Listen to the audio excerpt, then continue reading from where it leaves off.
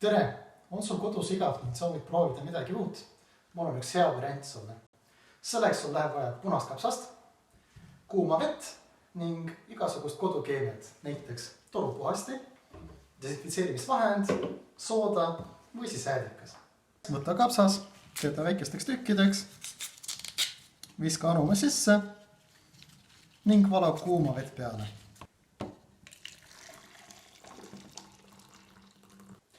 Nüüd lisan igasse topsi natuke uuritavat ainet, palju pole vaja panna.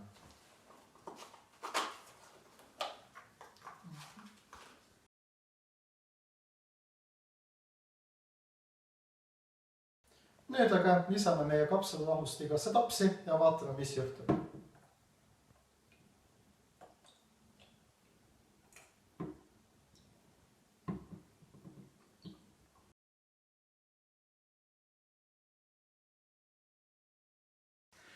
Me näeme erinevaid värve topsides ja seda sellepärast, et sõltuvalt pH-st muudavad antotsüaanid oma värvi.